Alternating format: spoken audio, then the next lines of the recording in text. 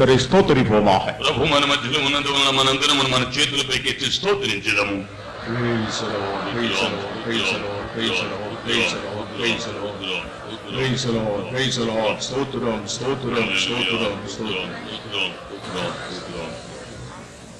ராஜாக்களின் 2ஆம் புத்தகம் 2వ రాజుల గ్రంథం 4ஆம் அதிகாரம்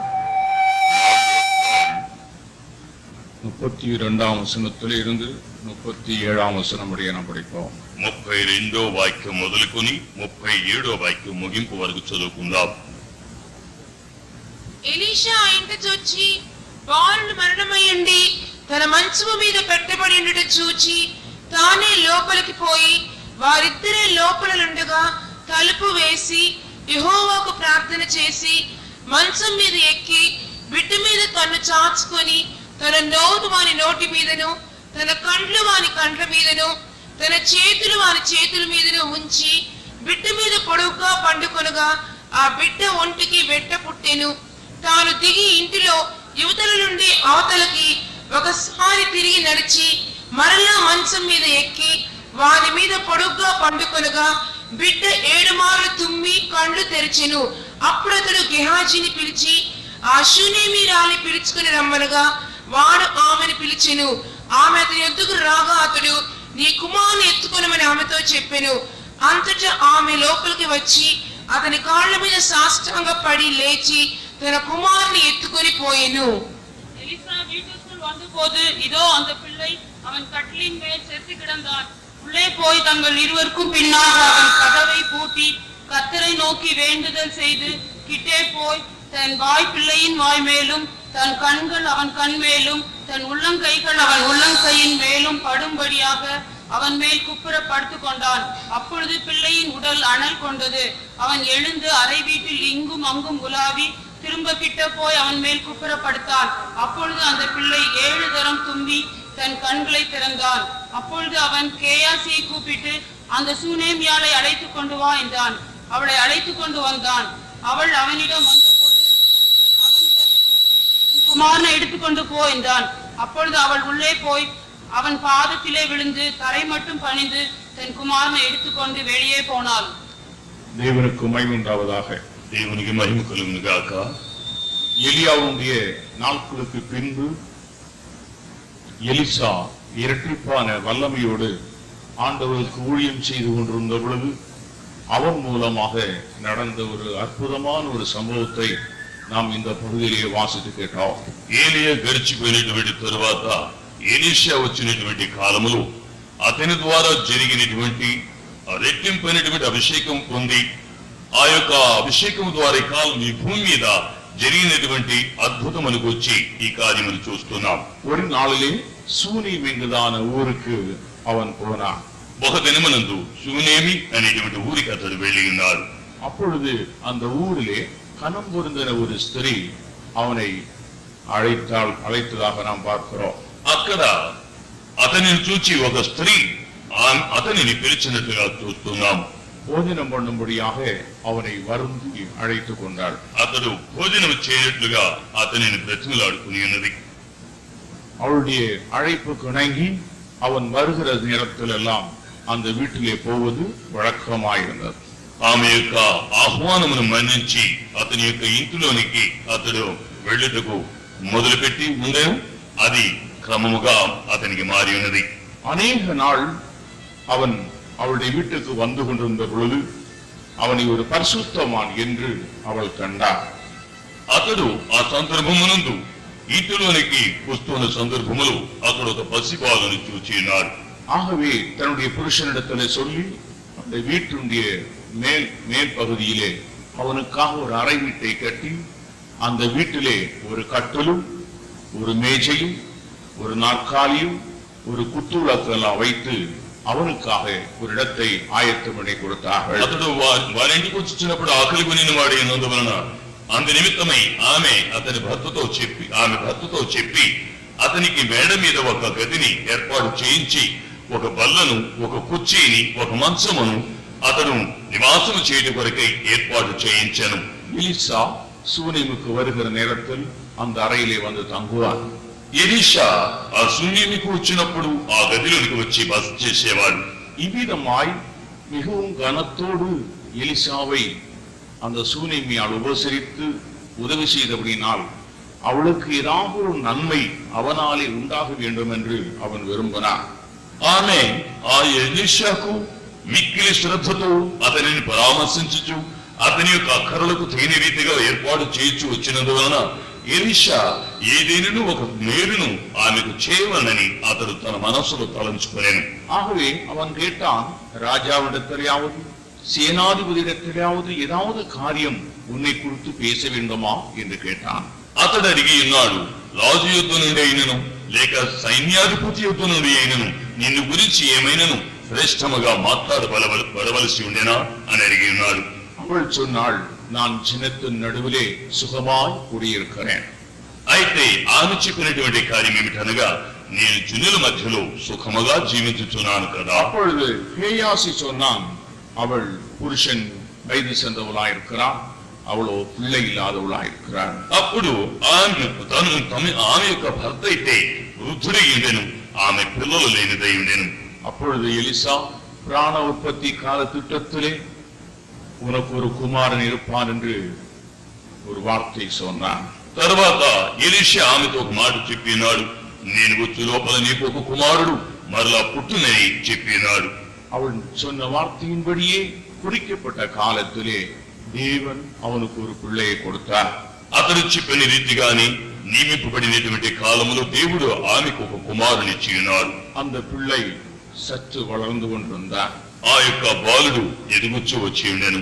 ஒரு நாளிலே அந்த பிள்ளையை வயல் அறுக்கிறோடத்திலே பிள்ளையை கொண்டு போனார்கள்.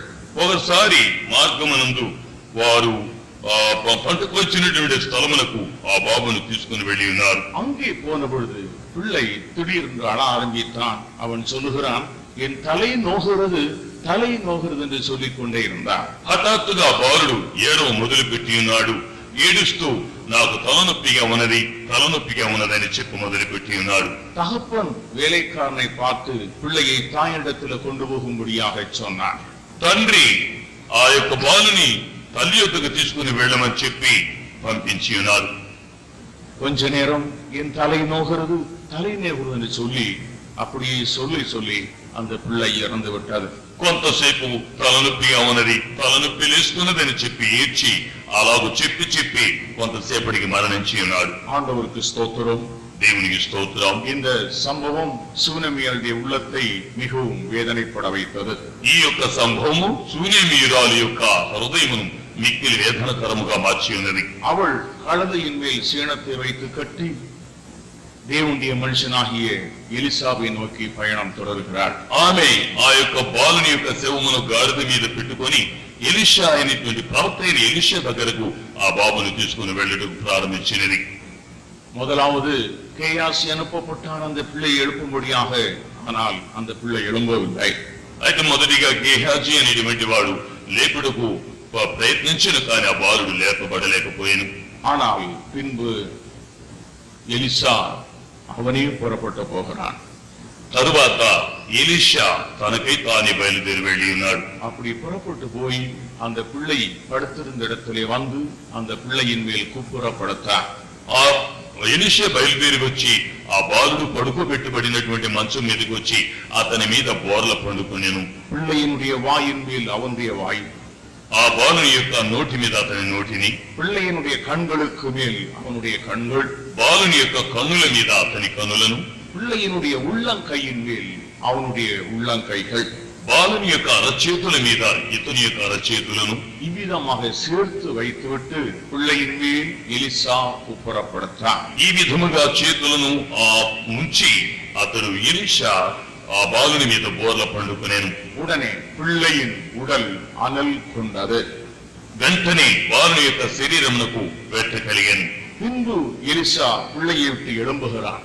తరువాత ఎలీషా బాలుని మీద నుండి లేచి ఉన్నాడు. அங்குமுகமாக கொஞ்ச நேரம் உலாவினான். అక్కడికి ఇక్కడికి కొంతసేపు నడిచి ఉన్నాడు. மறுபடியும் பிள்ளைக்கு மேல் வந்து குப்புறப்படுத்தான். మరలా బాలుని మీదకి వచ్చి బోర్ల పండుకొని ఉన్నాడు. பிள்ளை 7 தரம் தும்மி கண்களை திறந்தான். బాలుడు 7 సార్లు తుమ్మి కనులు తెరచి ఉన్నాడు. உடனே சூனேமியாளை அழைத்து உன்னுடைய பிள்ளையை எடுத்துக்கொண்டு போ என்று சொன்னார். వెంటనే సూనేమీరాలను నీవు దిగి వచ్చి నీ కుమారుని ఎత్తుకొని పొమ్మని చెప్పినాడు. இதுதான் இந்த சூனேமியாவுடைய வீட்டிலே நடந்த சம்பவம். ఇదే ఈ సూనేమీరాలు యొక్క ఇంటిలో జరిగిన సంభవం. ஆண்டவருக்கு ஸ்தோத்திரம். దేవునికి స్తోత్రం. இந்த சம்பவத்தை 3 பகுதியாக இன்றைக்கு உங்களுக்கு முன்னே நான் வைக்க விரும்புகிறேன். ఈ సంభవమును 3 భాగములుగా ఈ దినమునందు మీకు ముందు ఉంచబోతున్నాను. முதலாவது அந்த சூனேமியாவுடைய பிள்ளை சாக காரணம் என்ன? మొట్టమొదటిగా సూనేమీరాలు యొక్క కుమారుడు చనిపోటకు కారణమేమి? రెండవది செத்துப்போன பிள்ளையை உயிர்ப்பிக்கும்படியாக எலிசா கையாண்ட விதம் என்ன? రెండవసారి బాలుడు చనిపోయినటువంటి బాలుని బ్రతికించుటకు ఎలీషా వేకునేటువంటి పద్ధతి ఏమిటి? మూడవదిగా உயிர்ப்பித்த பிள்ளையை தாயினிடத்திலே அவன் ஒப்புக் கொடுக்கிறான். బ్రతికించినటువంటి బాలుని తల్లి యొద్ద అప్పగించుచున్నాడు. கர்த்தருக்கு ஸ்தோத்திரம். ప్రభువుకు స్తోత్రం. பிரியமானவர்களே, விழுந்து போன மனுக்குலத்தின் மேல் தேவனுடைய கரம் எவ்விதமாய் செயல்படுகிறது என்பதை இந்த வசனத்தினுடைய ஆழத்தில் இருந்து நமக்கு கண்டுகொள்ள முடியும். ప్రియమైనటువంటి వారలారా, పడిపోయినటువంటి మనిషిని మీద దేవుని యొక్క చేయి అన్నటువంటిది ఎంత భావముతో ఉన్నదనేటువంటి కార్యములకు వచ్చి ఈ వాక్యం యొక్క లోతు ఆలోచన వలన కనుగొనగలుగుతున్నాం. வேத வாக்கியங்கள் சில பகுதியில் எழுத்தின்படி நடந்திருந்தாலும் கூட அவைகளிலே பரிசுத்த ஆவியானுடைய சத்தியங்கள் அதற்குள் அடங்கி இருக்கின்றன. ఇవి అక్షరానుసారముగా వ్రాయబడి ఉన్నప్పటికీ, అవి భూతకాలములో జరిగి ఉన్నప్పటికీ, ఇవి పరిశుద్ధాత్మ మూలముగా ఇవి ఇందులో సత్యములు ఇమిడి ఉన్నది. தேவனுடைய ஆழங்களை தேவனுடைய ஆவியானோடு தான் நமக்கு எடுத்து கொடுக்கிறார். దేవుని యొక్క ఆత్మీయమైనటువంటి వారే ఆ మర్మములను మనకు బయలుపరుచుచున్నాడు. ஆண்டவருக்கு ஸ்தோத்திரம். దేవునికి స్తోత్రం. முதலாவது இந்த பிள்ளை சாக காரணம் என்ன? మొట్టమొదటిగా ఈ బాలుడు చచ్చిపోటు కారణమేమి? பிரியமானவர்களே, அந்த பிள்ளை காலத்துக்கு முன்னே போகக்கூடாத இடத்துக்கு போனது. ప్రియులారా, ఆ బాలుడు కాలమునకు మునిపి వెళ్ళకూడని స్థలమునకు వెళ్ళినందువలననే அந்த பிள்ளை போன இடம் அறுக்கிறவர்களுடைய அங்கு அறுவடை நடந்து கொண்ட இடம். ఆ యొక్క బాలుడు వెళ్ళినటువంటి స్థలము కోత కోయిచున్నటువంటి ఆ కోత స్థలమునకు వెళ్ళినాడు. ஒரு కఠినமான வேலை செய்யக்கூடிய ஒரு இடம்.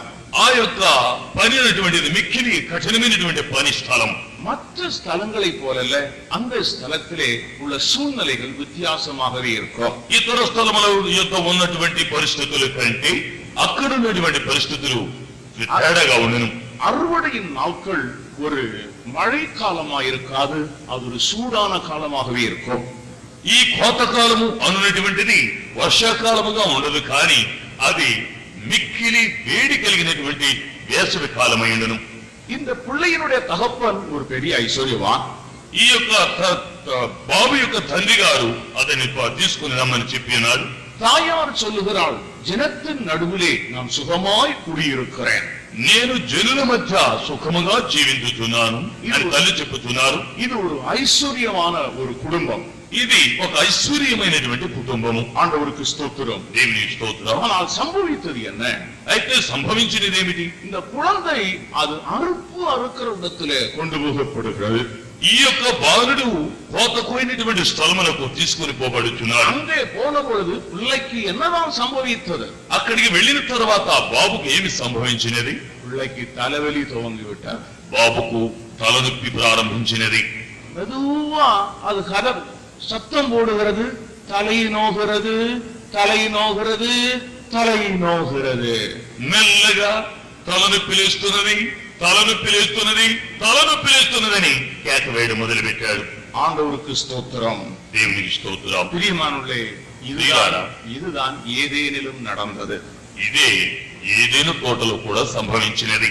மனுஷனுக்கு தேவன் எல்லா சுவாதீனத்தையும் கொடுத்திருந்தாலும் கூட அவன் குறிக்கப்பட்ட காலங்களிலே தான் அவன் படிப்படியாக அனுபவிக்க வேண்டியதை அனுபவிக்க வேண்டும். ప్రియులారా, మనుషునికి దేవుడు సమస్త అధికారములను స్వాతంత్రం ఇచ్చినప్పటికీ ఏదైనా సరే అతనికి నియమింపబడినటువంటి కాలమనందు వాటిని అనుభవించుట అవసరమైనది. மனுஷன் అనుభవింపதற்கு 3 విధமான వృక్షங்கள் ఏదేనిல் இருந்தது. మనుష్యుడు అనుభవించే నిమిత్తమై 3 రకములైనటువంటి వృక్షములను ఆ ఏదెను తోటలో సృష్టించను. முதலாவது శరీర ప్రకారమాய் அவன் வளருவதற்கு சகல விதமான விருட்சத்தின் கனிகள். మొదటిగా శరీరానుసారముగా ఎదుగు నిమిత్తమై శరీరమునకు కావలసినటువంటి వృక్షములు. ஆத்துமாவில் జీవనిலே వளருவதற்கு జీవ వృక్షத்துடைய కని. ఆత్మలో జీవమునందు ఎదుగు నిమిత్తమై జీవ వృక్షపు ఫలములను సృష్టించను. ஆனால் அவன் அறிவிலே வளருவதற்கு நன்மை தீமை என்னதென்று அறியத்தக்கதான கனி விருட்சத்தையும் தேவன் ஏற்படுத்தியிருந்தார். అయితే తోడు జ్ఞానమునందు ఎదుగు నిమిత్తమై మంచి చెడ్డలను తెలివినిచ్చినటువంటి వృక్ష ఫలములు కూడా సృష్టింపబడిన. ஆனால் தேவன் சொல்லி இருந்தது என்ன? అయితే దేవుడు చెప్పినది ఏమిటి? எல்லா விருட்சத்துடைய கனிகளை நீங்கள் பூசிக்கலாம். నీవు అన్ని రకములైనటువంటి ఫలములను భుజించవచ్చు. நன்மை தீமை என்னதென்று அறியத்தக்கதான விருட்சத்துடைய கனியை நீங்கள் பூசிக்க கூடாது. మంచి చెడ్డలను తెలివినిచ్చినటువంటి ఫల వృక్షపు ఫలమును మీరు తినకూడదని చెప్పాను. சிலர் என்ன கேள்வி கேட்கிறார்கள். కొంతమంది ప్రశ్నిస్తున్నారు, எல்லாவற்றையும் தேவன் உண்டாக்கி வைத்துவிட்டு ஏன் அந்த நன்மை தீமை அறியத்தக்கதான விருட்சத்தின் கனி அங்க வைக்க வேண்டும்? అయితే అన్ని రకములైనటువంటి ఫల వృక్షములను సృష్టించిన తర్వాత దేవుడు ఎందులో కూడా మంచి చెడులను తెలివినిచ్చే వృక్షను సృష్టించాలి అంటున్నాడు. பிரியமானவர்களே, அது மனுஷனுக்காகத்தான் வைக்கப்பட்டிருக்கிறது. ప్రియులారా, అది మనిషిని కొరకే సృష్టింపబడి ఉన్నది. அவன் ஆத்மாவிலும் சரீரத்திலும் ஒரு குறிக்கப்பட்ட வளர்ச்சி அடைந்த பின்பு தேவனிடத்திலிருந்தே உத்தரவு வரும், நீ அதை பூசிக்கலாம் என்கிற ஒரு கட்டளை வரும். ఆత్మ యందు శరీరమునందు ఒక మనుషుడు ఒక సరైనటువంటి స్థితిలోనికి ఎదిగిన తర్వాత దేవుని యొద్ద నుండి ఒక ఆజ్ఞ పుట్టును, మంచి చెడులను తెలివినిచ్చేటువంటి ఫలముల్ని భుజించవచ్చుమని ఆజ్ఞ బయలుదేరి వచ్చినప్పుడు నీవు భుజించవచ్చు. தேவனிடத்திலிருந்து அந்த கனியை புசிக்கலாம் என்கிற உத்தரவு வருகிறது வரையிலும் அவர்கள் அமைதியாய் அதற்காக காத்திருக்க வேண்டும். నీవు ఆ మంచి చెడులను తెలివినిచ్చేటువంటి ఫలమును భుజించవచ్చు అని దేవుని యొద్ద నుండి ఒక ఆజ్ఞ పుట్టినంత వరకు ఆ మనుషుడు మౌనముగా ఉండవలెను. ஏனென்றால் இவருடைய வளர்ச்சி நிலவரத்தை தேவன் தான் அறிவார். నీ యొక్క ఎదుగుదలను దేవుడు మాత్రమే ఎరుగును. அந்த தேவனுடைய வேலை வரையிலும் அவர்கள் அமைதியா இருக்க வேண்டும். దేవుని యొక్క సమయం వచ్చినంత వరకు మనుషుడు మౌనముగా ఉండవలెను. ஒரு வீட்டை எடுத்துக்கொண்டால் ఒక ఇంటిని அந்த చూచినట్లయితే வீட்டில் எல்லா விதமான ஐஸ்வர்யங்களும் இருக்கின்றன. అంటే ఆ యొక్క ఇంటిలో పలు రకములైనటువంటి రీతులు ఉండేను. புசிக்கக்கூடிய எல்லா பதார்த்தங்களும் இருக்கலாம். భుజింపగలిగినటువంటి పలు రకములైన పదార్థములు ఉన్నవి. ஆனால் ஒரு சிறு குழந்தைக்கு அந்த வீட்டில் உள்ள எல்லாவற்றையும் அனுபவிக்க முடியாது. అయితే ఒక చిన్న బిడ్డ ఇంట్లో ఉన్నటువంటి వాటన్నిటిని అనుభవించడానికి వీలు పడదు. பெரியவர்கள் புசிக்கிற எல்லா ஆகாரத்தையும் ஒரு சிறு குழந்தை புசிக்க கூடாது. పెద్దవారు భుజించేటువంటి అన్ని ఆహార పదార్థములు చిన్న పిల్లలకు భుజించడానికి వీలు పడదు. அதனுடைய வளர்ச்சிக்கு ஏற்றபடிதான் ஆகாரத்தை அது அனுபவிக்க வேண்டும். వారి యొక్క ఎదుగుదలకు తగిన రీతిగానే ఆ ఆహారమును భుజించవలెను. இந்த தகப்பனுடைய ஆஸ்தி முழுவதும் இந்த சிறுவனுக்கு உரியதே. అయితే ఆ వారికి ఉన్నటువంటి ఆస్తంతేను బాలునికి చెందినది. இவன் எல்லாவற்றையும் விசாரிக்க வேண்டிய ஒரு சுதந்திரவாளியாக வளர வேண்டியவன்.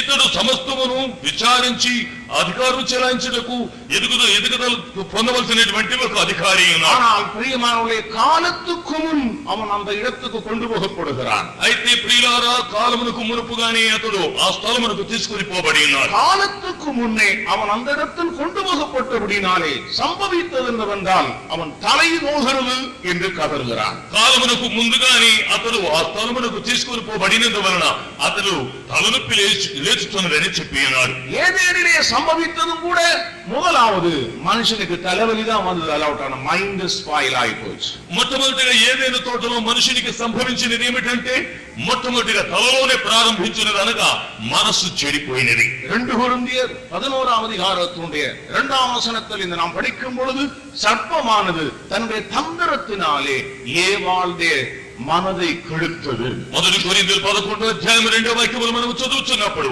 సర్పమన్నది హవ్వను కుయుక్తు చేత తన మనసును చెరిపినదని చదువుకొనుచున్నాం. முதலாவது மனிதனுக்கு பாதிக்கப்பட்ட பகுதி அவனுடைய தலை, அல்லாவிட்டால் அவனுடைய மனது. మొట్టమొదటిగా మనుషునికి బాధింపబడినటువంటి భాగమేదనగా మనుషుని యొక్క తల లేకపోతే మనస్సు. கர்த்தருக்கு ஸ்தோத்திரம். ప్రభువుకు స్తోత్రం. ஆண்டவராய் இயேசு கிறிஸ்து இந்த உலகத்தில் சுவிசேஷத்தோடு கூட அவர் கடந்து வரும் பொழுது அவர் அறிவித்த வார்த்தை என்னவென்றால், மனம் திரும்புங்கள். అందు నిమిత్తమే ప్రభు అయిన యేసుక్రీస్తు సువార్త ఆ యొక్క వాక్కు ద్వారా భూలోకములోనికి బయలుదేరి వచ్చినప్పుడు ఆయన ప్రారంభించినటువంటి సువార్తపు మొట్టమొదటి మాట ఏమిటనగా మారు మనసు పొందిరి అని చెప్పి மனம் திரும்புங்கள் என்று ஆண்டவர் சொல்லும் பொழுது அவருடைய மனது கெட்டு போயிருக்கிறது என்று நாம் விளங்கிக் கொள்கிறோம். ఆయన మొదటిగా మారు మనసు పొందడని చెప్పుచున్నప్పుడు మనుషుని యొక్క మనసు చెడిపోయినదని మనం గ్రహించుకొనుచున్నాం. 38ஆம் சங்கீதத்தினுடைய 4ஆம் வசனத்தை நாம் படிக்கும் பொழுது 38వ కీర్తన 4వ వాక్యమును మనం చదువుచున్నప్పుడు அங்கே சங்கீதக்காரன் சொல்லுகிறான், என்னுடைய அக்கிரமங்கள் என் தலைக்கு மேலாக பெருகி வந்தது என்று. అందు నిమిత్తమే కీర్తనకర్త చెప్పుచున్నాడు, నా యొక్క అతిక్రమము నా తలను మించి ఉన్నదని చెప్పుచున్నాడు. படிங்கள், చదవండి. నా దోషములు నా తల మీదుగా పొర్లిపోయినవి, నేను మోయలేని బరువువలె అవి నా మీద మోపబడి ఉన్నవి. என்னுடைய அக்கிரமங்கள் தலைக்கு மேலாக பெருகி வந்தது. నా యొక్క దోషములు నా యొక్క తల మీదుగా పొర్లి ఉన్నవి. ஆண்டவருக்கு ஸ்தோத்திரம். దేవునికి స్తోత్రం. ஏசாயா தீர்க்கதரிசி சொல்லும் பொழுது இதோ பாவம் சுமக்கிற ஜனங்கள் சொல்லுகிறார். అందు నిమిత్తమే యెషయా ప్రవక్త చెప్పుచున్నప్పుడు ఇదిగో పాపమును మోయించునేటువంటి జనులని చెప్పి ఉన్నారు. அக்கிரமத்தினாலே பாவத்தை மனுஷன் சுமந்து கொண்டே இருக்கிறான். అతిక్రమము వలన మనుషుడు పాపమును మోయించు ఉన్నాడు. அவனுடைய மனதில் இளைப்பாறுதலே இல்லை. அவனுடைய மனது சிந்தனைகள் குழம்பி போய் கிடக்கிறது. అతని యొక్క మనస్సునందు విశ్రాంతి లేదు, కానీ మనసులు కలవరములు చెంది ఉన్నవి. ஆண்டவருக்கு ஸ்தோத்திரம். దేవునికి స్తోత్రం. சாத்தான் மனிதனுடைய மனதை முழுவதுமாக குழப்பி அவனுடைய மனதை கிழித்து வைத்திருக்கிறார். సర్పం అనేటువంటిది మనుషుని యొక్క మనసునంతటిని చెరిపి మనసులో కలవరమును కలుగు చేసి ఉన్నాడు. ஆகையினால் அவருடைய வீட்டிற்குள்ளே மரணம் வந்திருக்கிறது. అందు నిమిత్తమే అతని యొక్క ఇంటిలో మరణం వచ్చి ఉన్నది. புலம்பலின் புஸ்தகம் 1ஆம் அதிகாரத்தினுடைய 20ஆம் வசனத்தின் கடைசி பகுதியில் நீங்கள் படிக்கும் பொழுது విలాప వాక్యములు మొదటి అధ్యాయము చివరి భాగమును చదివేటప్పుడు அங்கே வீட்டிற்குள் மரணம் வந்தது என்று சொல்லப்பட்டிருக்கிறது. ఆ ఇంటిలోనికి మరణము వచ్చి ఉన్నదని చెప్పబడి ఉన్నది. வீட்டிற்குள்ளே மரணம் வந்தது. ఇంటిలోనికి మరణము వచ్చి ఉన్నది. படிக்கலாம், చదవండి.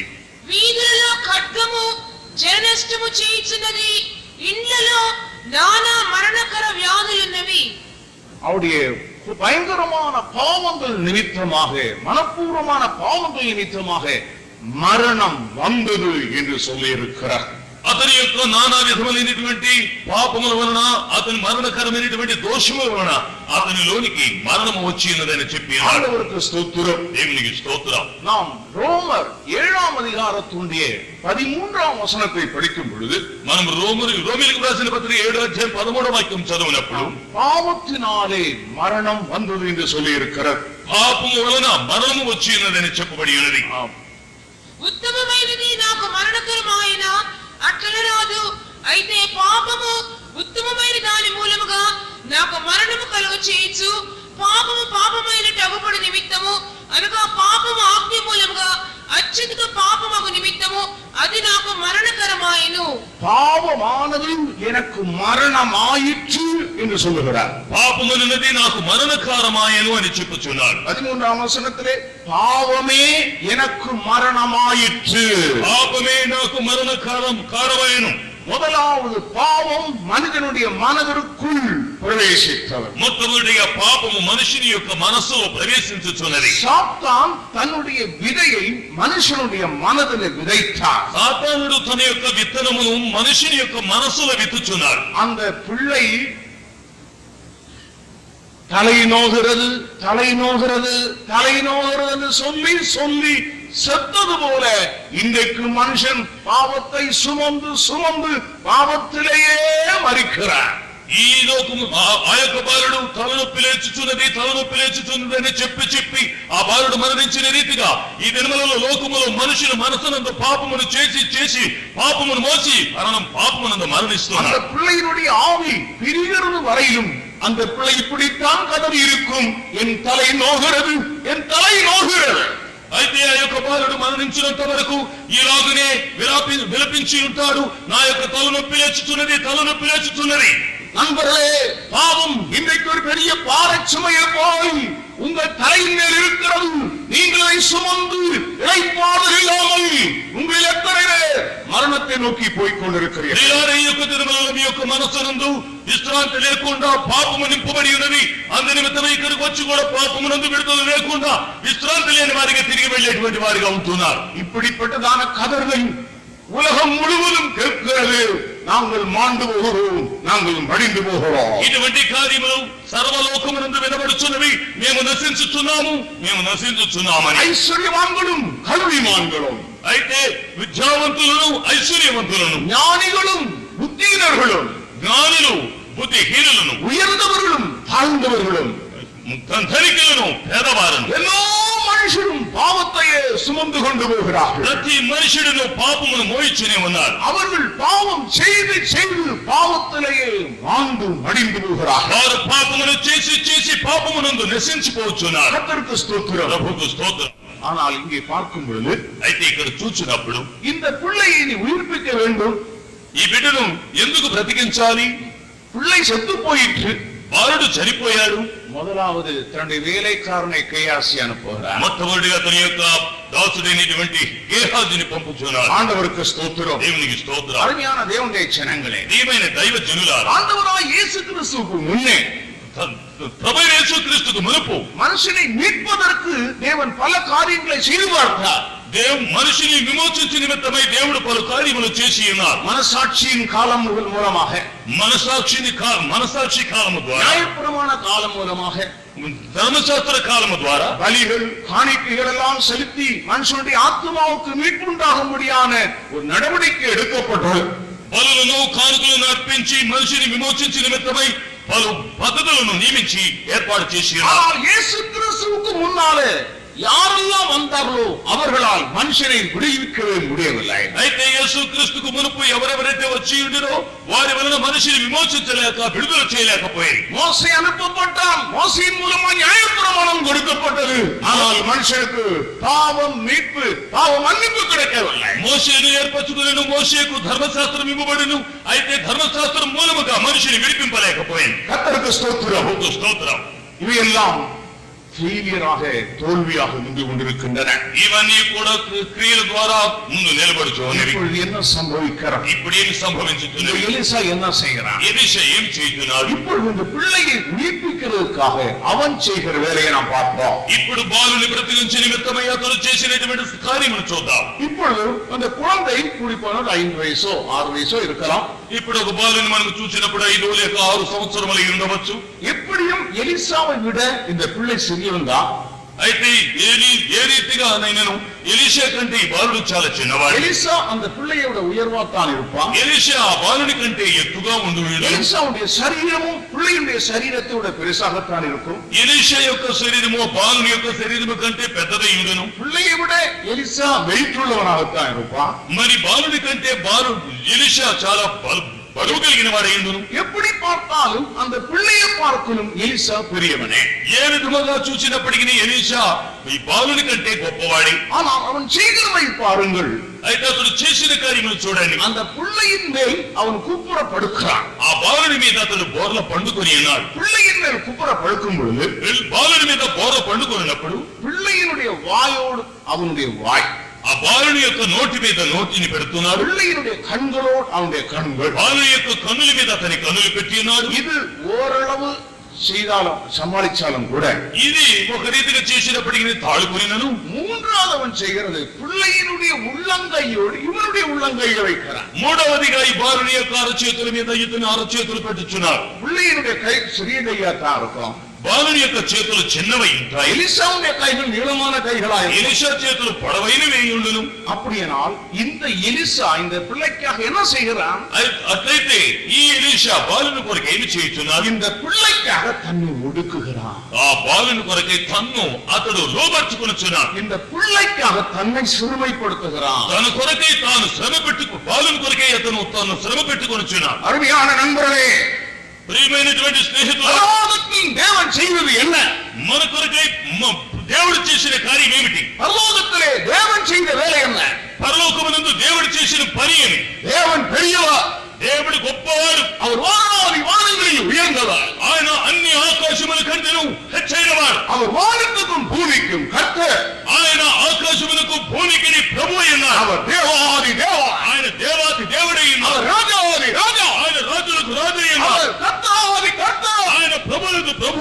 పరిశుద్ధుడు పరిశుద్ధుడు పరిశుద్ధుడు ఆయన పరిశుద్ధుడు పరిశుద్ధుడు పరిశుద్ధుడు.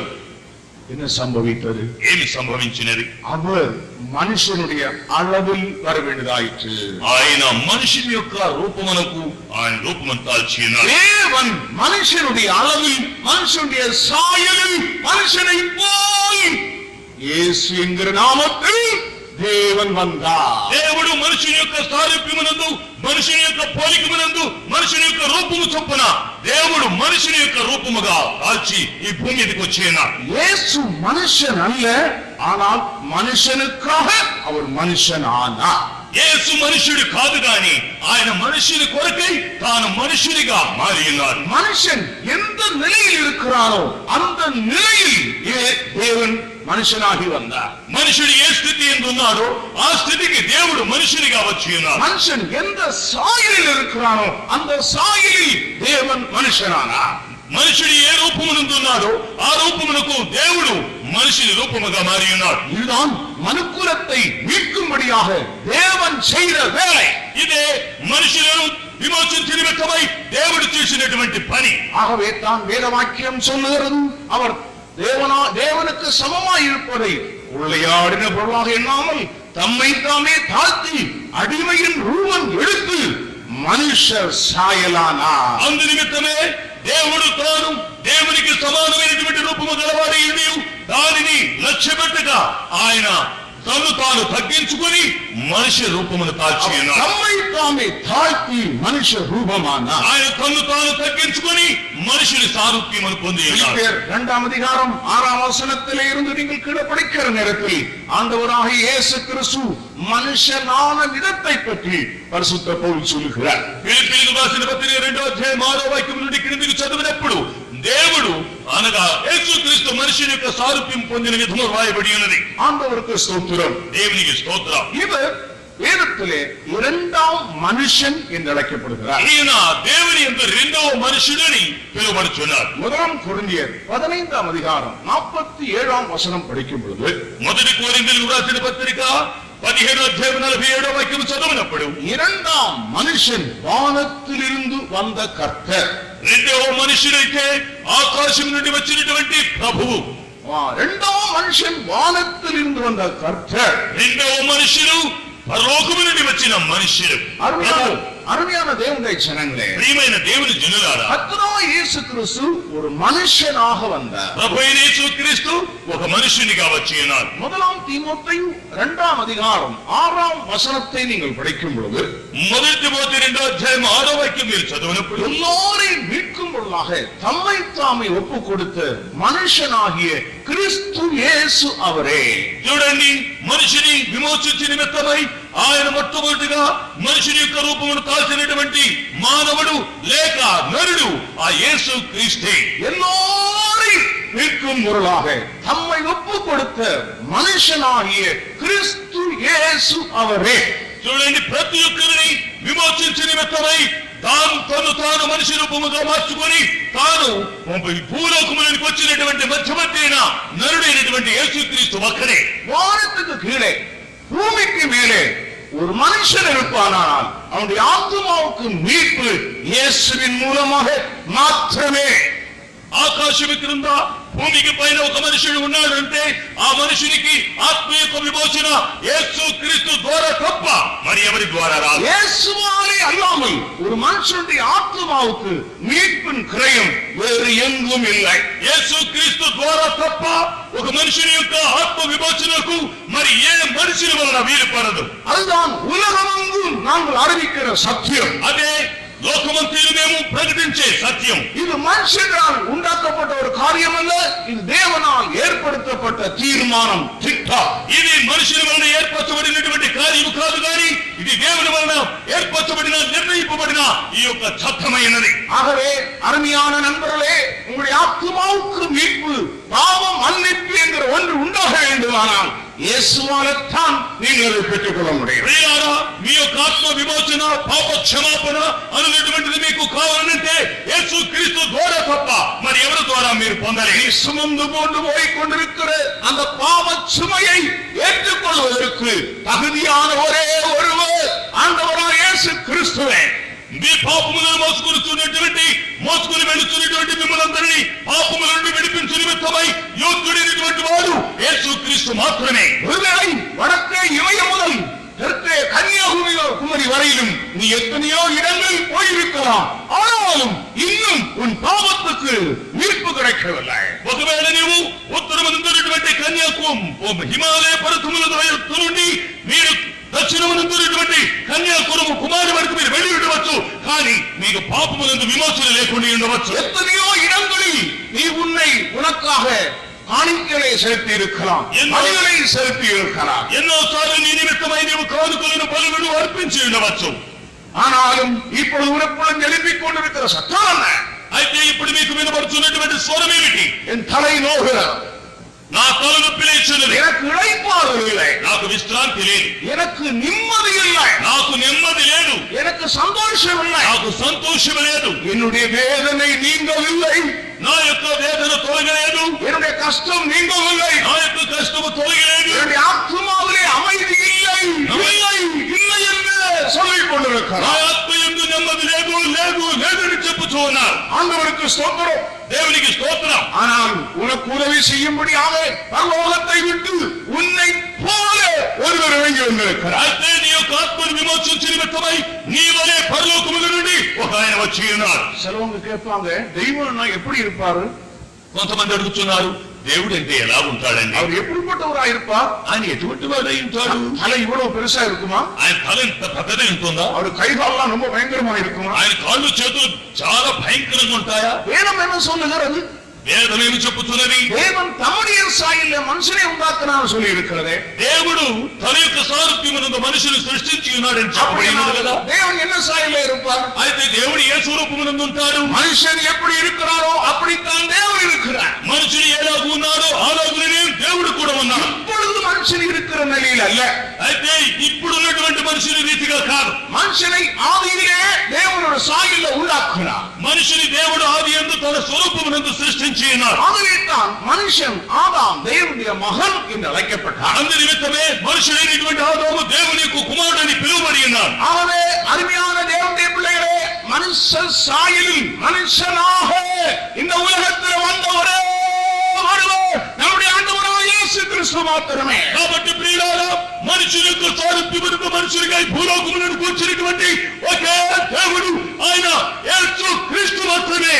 எல்லா நாவுகளும் இயேசுவை கர்த்தர் என்று அறிக்கை செய்ய வேண்டும். అన్ని నాలుకలు యేసు క్రీస్తు ప్రభువని అవి ఒప్పుకోవాలి. இன்றைக்கு மாலை நேரத்தில் உன்னுடைய ஆத்துமாவின் பாவத்தை போக்கும்படியாக ஆண்டவராகிய இயேசு கிறிஸ்துவை உன் இரட்சகராக ஏற்றுக்கொள்வாயாக. నీ యొక్క నా ఆత్మలో ఉన్నటువంటి పాపములను తొలగి నిమిత్తమై ఈ జన్మనందు యేసు క్రీస్తుని నీ యొక్క రక్షకుడిగా అంగీకరించదుగాక. ஆண்டவருக்கு ஸ்தோத்திரம். ప్రభుకు స్తోత్రం. మార్కు సువిశేషం 15వ அதிகாரத்தில் வரும்பொழுது మార్కు సువార్త 15వ అధ్యాయమునకు మనం వచ్చినప్పుడు ஆண்டவராகிய இயேசு கிறிஸ்துவை பிலாத்து சிலுவையில் அறையும்படியாக ஒப்புக் கொடுத்த பொழுது దేవుడైనటువంటి ప్రభువైన యేసు క్రీస్తును పిలాతు శిలువ మరణమునకు అప్పగించినప్పుడు ஒரு குறிக்கப்பட்ட 100க்கு அதிபதியினுடைய உத்தரவாதத்தின் கீழ் அந்த பொறுப்பு கொடுக்கப்பட்டது.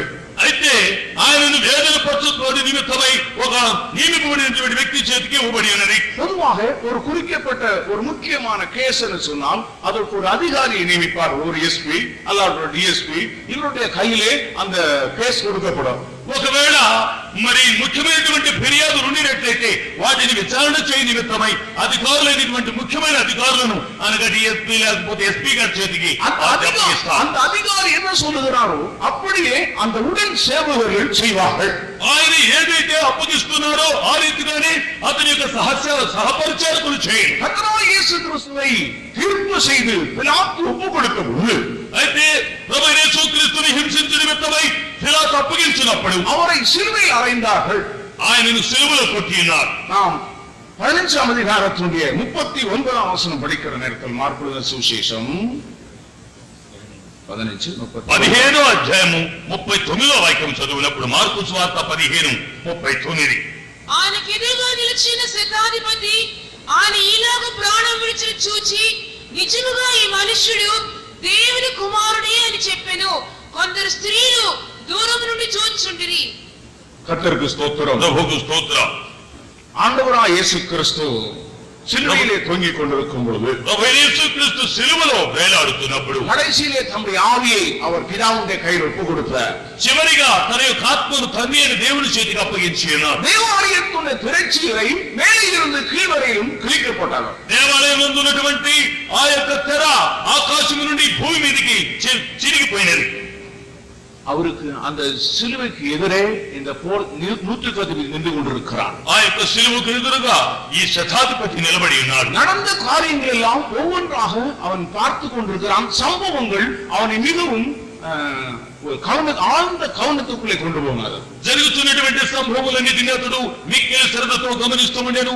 అయితే అతడు గమనిస్తుండగా అతనిని ఆలోచించినటువంటి ఒక లోతైన అనుభవంలోనికి అతన్ని తీసుకుని వెళ్ళాను. ஒருவேளை அந்த நூற்றுக்கதிபதி அநேகரை உபாதித்திருக்கிற தண்டித்திருக்கிற ஒரு மனுஷனாயிருக்கலாம். ఒకవేళ యొక్క శతాధిపతి ఉన్నటువంటి అనేక మందికి సంధించినటువంటి వ్యక్తిగా ఇందు ఉండవచ్చు. అనేక குற்றவாளிகளுக்கு அவன் தண்டனை செலுத்தினவனாயிருக்கலாம். అనేక నేరస్తులను దండించినటువంటి వాడిగా అతను శిక్షించినటువంటి వాడిగా ఉండవచ్చును. ஆனால் இந்த நபரை மற்றவர்களைப் போல பார்க்கவில்லை. அவன் ஆச்சரியமாக பார்த்து கொண்டே இருக்கிறான். అయితే ఈ వ్యక్తిని చూసినప్పుడు ఇతరుల వలె చూడలేదు, కానీ అతను చేత అయినటువంటి శ్రేష్టమైన వ్యక్తిగా చూస్తున్నాడు. సంభవం எல்லாம் பார்க்கிறான். అయితే జరిగినటువంటి సంభవములన్నిటిని చూస్తున్నాడు. அவருடைய கன்னத்திலே அறைந்தார்கள். ఆయనను చెంప మీద కొట్టినారు. அவரை துப்பினார்கள். ఆయన మీద ఉమ్మి వేసి ఉన్నారు. அவருடைய சிரசில் முள்முடி சூட்டினார்கள். ఆయన యొక్క శిరస్సు మీద ముళ్ళ కిరీటం పెట్టి కొట్టారు. கண்களை கட்டினார்கள். ఆయన యొక్క కళ్ళను కందుతో కట్టి ఉన్నారు. அவரை சிலுவையிலே அறைந்தார்கள். ఆయనను సిలువలో కొట్టి ఉన్నారు. அவர் அந்த கேடடையக்கூடிய நிலையிலே அவரை நடத்தினார்கள்.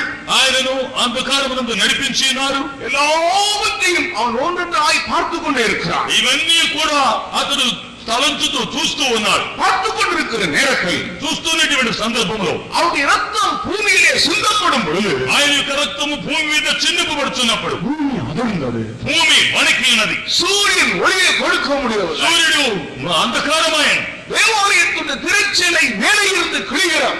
దేవుని యొక్క తెర అన్నటువంటిది పైనుండి కిందికి చిరుగుచున్నది. எல்லாவற்றையும் பார்த்து கொண்டே இருக்கிறான். అన్నిటినీ ఇతడు చూచుతూనే ఉన్నాడు. பார்த்து கொண்டே சொல்லுகிறான். చూచుతూ చెప్పుతున్నాడు, மெய்யாகவே இந்த மனுஷன் தேவனுடைய குமார். నిజముగా ఈ మనుషుడు దేవుని కుమారుడై ఉన్నాడు. மெய்யாகவே இந்த மனுஷன் தேவனுடைய குமார். నిజముగా ఈ మనుషుడు దేవుని యొక్క కుమారుడు. அவர் மனுஷன்தான், ఆయన మనుషుడే. ஆனால் ஒரு காரியத்தை சொல்லுகிறார். అయితే ఒక కార్యమును చెప్పుచున్నాడు. மெய்யாகவே నిజముగా மெய்யாகவே సత్యముగా இந்த மனிதன் ఈ మనుషుడు இந்த மனிதன் ఈ మనుషుడు நான் சிலுவையில் அறைந்த இந்த மனிதன் మేము సిలువలో కొట్టిన ఈ మనుషుడు அவர் தேவனுடைய குமார். దేవుని యొక్క కుమారుడై ఉన్నాడు. அருமையான நண்பர்களே, ప్రియమైన స్నేహితులారా, நீங்களும் ஒருவேளை இயேசு கிறிஸ்துவை ஒரு மனுஷனை போல நினைத்திருக்கலாம். ఒకవేళ ఈ దినమునందు మీరు ఒక మనిషిని యేసుక్రీస్తుని ఒక మనిషి వలె తలచి ఉండవచ్చు. ஆனால் இந்த மனுஷன் தேவனுடைய குமாரன் என்று நாங்கள் உங்களுக்கு சொல்கிறோம். అయితే ఈ యొక్క మనుషుడు దేవుని యొక్క కుమారుని క్రీస్తు గురించి చెప్పుతున్నాడు. ఈ మనుషుడు இவரே కుమారుడు, இவரே உங்கள் பாவத்தை சுமந்து இருக்கிற ஆட்டுக்குட்டி. ఈయనే మీ యొక్క పాపములను భరించి తీసుకువెళ్ళినటువంటి క్షమించు దేవుని యొక్క గొర్రె పిల్ల. அவர் நமக்காக பாவமாக்கப்பட்டார். ఆయన మన కొరకే పాపముగా మార్చబడి ఉన్నారు. ஆண்டவருக்கு ஸ்தோத்திரம். దేవునికి స్తోత్రం. இவருக்குள்ளே ஒரு பெரிய விசேஷித்த கிருபை இருக்கிறதாக நாம் ரோமருக்கு நிருபத்தில் நாம் படிக்கிறோம். ఈయన యొక్క ఒక శ్రేష్టమైన కృప ఉన్నట్లుగా రోమీయులకు రాసిన పత్రికలు మనం చదువుతున్నాం. ரோமர் 5ஆம் அதிகாரத்தில் படிக்கிற நேரத்தில் రోమీయులకు రాసిన పత్రిక 5వ అధ్యాయంలో మనం చదివినప్పుడు அவருடைய கிருபையை குறித்து பரிசுத்த பவுல் சொல்கிறார். అక్కడ ఆయనకు ఉన్నటువంటి కృపను గురించి పరిశుద్ధుడైన పౌలు చెప్పుతున్నారు. ரோமர் 5ஆம் அதிகாரத்துடைய 15ஆம் வசனம் படியுங்கள். 5వ అధ్యాయం రోమీయులకు రాసిన పత్రిక 5వ అధ్యాయం 15వ వాక్యం చదవండి. అయితే అపరాధము కలిగినట్టు కృపావరము కలగలేదు. ఎట్లనగా ఒకరి అపరాధము వలన అనేకులు చనిపోయిన ఎడల మరి ఎక్కువగా దేవుని కృపయు యేసుక్రీస్తును ఒక మనుష్యుని కృప చేదునైన దానమును అనేకులకు విస్తరించెను. தமிழ்ல கூட படியுங்கள். ஆனாலும் மீறுதலின் பலன் கிருபை வரத்தின் பலனுக்கு ஒப்பானதல்ல. எப்படி எனில் ஒருவனுடைய மீறுதலினாலே அநேகர் மரித்திருக்க தேவனுடைய கிருபையும் இயேசு கிறிஸ்து என்னும் ஒரே மனுஷனுடைய கிருபையினாலே வரும் ஈவும் அநேகர் மேல் அதிகமாய் பெருகி இயேசு கிறிஸ்து என்னும் ஒரே மனுஷனால் வருகிற கிருபை యేసు క్రీస్తును ఒకే మనుషుని వలన వచ్చినటువంటి కృప, இயேசு கிறிஸ்து என்னும் ஒரே மனுஷனால் உண்டாகிற கிருபை. యేసు క్రీస్తును ఒకే మనుషుని వలన కలుగునటువంటి కృప. அப்படியானால் அந்த இயேசு கிறிஸ்துவுக்கு இந்த கிருபை எப்படிப்பட்டது? అట్లయినట్లయితే ఆ యేసు క్రీస్తునందు ఉన్నటువంటి కృప ఎటువంటిదై ఉన్నది? நான் சொன்னேன், முதலாவது இயேசு கிறிஸ்து மனுஷனானா?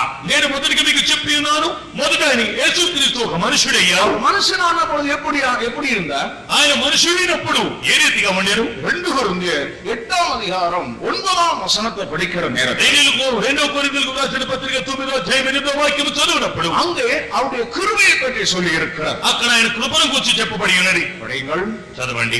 మీరు మన ప్రభు అయిన యేసుక్రీస్తు కృపను ఎరుగుదురు కదా. ఆయన ధనవంతుడై ఉండి మీరు తన దారిద్ర్యం వలన ధనవంతులు కావాలని మీ నిమిత్తము దరిద్రుడాయను. நம்முடைய கர்த்தராகிய இயேசு கிறிஸ்துவின் கிருபையை அறிந்திருக்கிறீர்களே. அவர் ஐஸ்வர்யமுள்ளவராயிருந்தும் நீங்கள் அவருடைய தரித்திரத்தினாலே ஐஸ்வர்யவான்களாகும்படிக்கு நம்முடைய கர்த்தராகிய இயேசு கிறிஸ்துவின் கிருபையை அறிந்திருக்கிறீர்களே.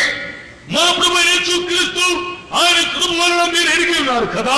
அவர் ஐஸ்வர்யம் உள்ளவராயிருந்தும் ఆయన ఐశ్వర్యవంతుడై ఉండి நமக்காக தரித்திரராய் நம்மை போல மாறினார். ఆయన మన కొరకై దరిద్రుడిగా మన పోలి మారి ఉన్నాడు. அவர் தம்மை தாழ்த்தினது, அவர் மனுஷனானது, அவர் தரித்திரரானது அவருக்குள் இருந்த ஒரு கிருபை.